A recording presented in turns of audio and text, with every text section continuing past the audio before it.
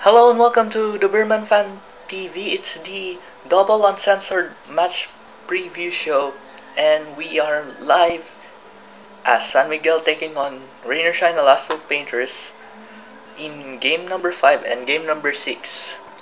Both games are at Smart Araneta Coliseum. 7 p.m. tip off in both games. San Miguel made their comeback win last time in game number 4 by defeating Rainer Shine Alasto Painters 105-92.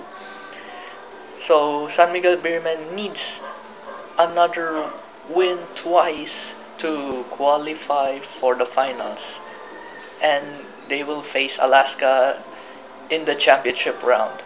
So I have a report from the Inquirer, so I've read this time. The support of Junmar Fajardo finally came, and San Miguel Beer is now its old fiery self. How the Beermen parlay their newfound momentum into the least one more certain game would be known Wednesday, when defending champions clash once again with Rainer Shine in a crucial game number 5 of their PBA Philippine Cup semis at the Smart Araneta Coliseum. It's a 2-all series in game number 5. It's a toss-up, sabi ni Coach Leo.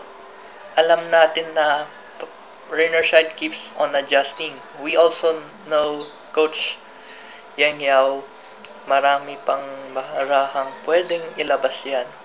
It's the best now, so we make the adjustments in practice tomorrow. Yun ang sabi ni Coach Yang Yao. It appears likely SMB would prove to be more than handful, especially if Junmar Fajardo's teammates would gain show-ups.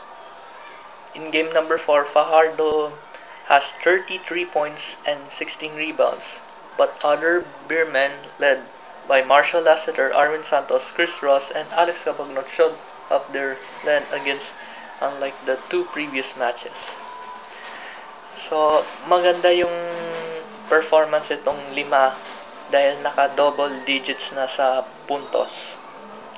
Kaya, maganda yung nilalaro nila at gumagana na ang loob para may panalo itong game.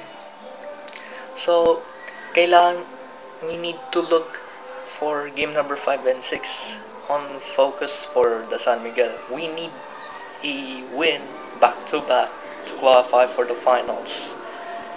So, maganda yung kinalarabasan nitong San Miguel Beermen para dito. So, kaya kailangan natin ng panalo. Starting 5 sa akin will be in game number 5, I think Santos, Tubid, Fajardo, Cabagnot, and Lasseter. Sa 6 will be Santos, Fajardo, Tubid, Lasseter, and Ross. So, yun ang prediction ko sa starting 5 in both 5 and 6 respectively. Anyway, let us tell us comment section below. Like us on Facebook, facebook.com/The Beerman Fan TV. Follow us on Twitter and Instagram, both on The Beerman Fan TV. Don't forget to hit like, share, and subscribe only here on The Beerman Fan TV, and watch it for free. And I'm Andre Alvaro, and we'll see you in the next video. Ciao, bye.